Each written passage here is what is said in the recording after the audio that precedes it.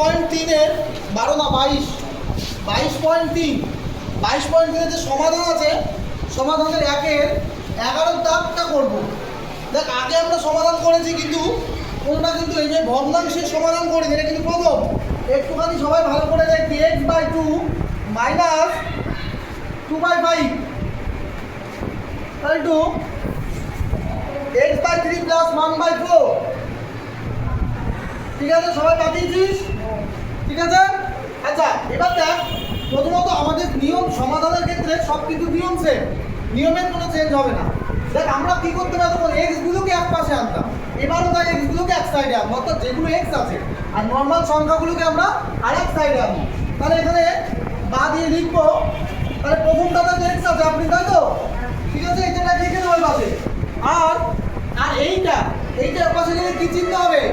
এই সব সম্মতিত বল, শুভজিৎ। এইটা কেন ওই সাইডে নিয়ে যাবো? কারণ এখানে এক্স আছে, এক্স থাকা যে পদগুলো সেই পদগুলোকে সবকটা আমরা এক সাইডে নিয়ে যাবো, এটাই অঙ্কের সিস্টেম। তাহলে এটা যদি নিয়ে যাই কি চিহ্ন হবে? এখানে গুণ যাবে। এখানে কি চিহ্ন আছে? সমান সমানের পরে কিছু চিহ্ন না থাকা মানে প্লাস বলা হয়। তাহলে ও পাশে নিয়ে গেলে কি হবে? মাইনাস হবে।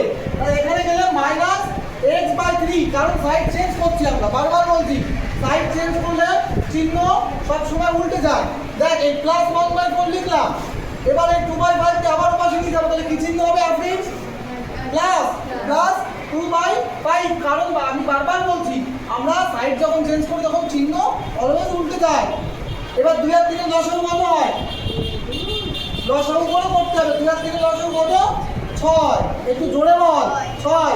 তাহলে এবার এটাকে ভাগ করলে কত হয়? 6 কে 2 দিয়ে ভাগ করলে কত হয়? 3।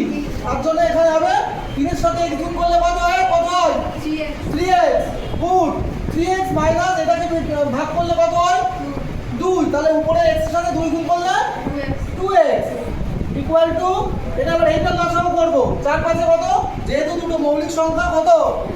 4 5 20। তাহলে এবার 4 দিয়ে সেম ভাবে ভাগ করব। 4 দিয়ে ভাগ করলে কত হবে? 5। তাহলে 5 একে 5 যোগ 5 দিয়ে 20 ভাগ করলে কত হবে? 4। 4 2 8।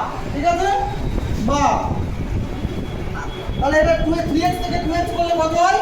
12x, বা আমরা সেটা শুধু x লিখবো। x/6 ইকুয়াল টু 8 আর 5 13/20। ঠিক আছে, এবার কি হবে? কোণাকুণি সবসময় গুণ হয়ে যায়, তাই তো আমরা শিখেছিলাম এই কোণা আর এই কোণা এইভাবে গুণ হয়ে যায় সমাজে, এটা রুলস। আচ্ছা তার আগে আমরা এটা কাটাকুটি করে নিতে পারি, কেন? কারণ এখানে কোনো যোগ গুণ ভাগ বিয়োগ নেই। তাহলে এটা আমরা কেটে একটু ছোটো করে নিই, 2 দিয়ে কাটলে 3 হয়, 2 দিয়ে কাটলে 10। আচ্ছা তাহলে 10x ইকুয়াল টু 13 গুণ 3। ঠিক আছে, তাহলে 3 13 কত হয়?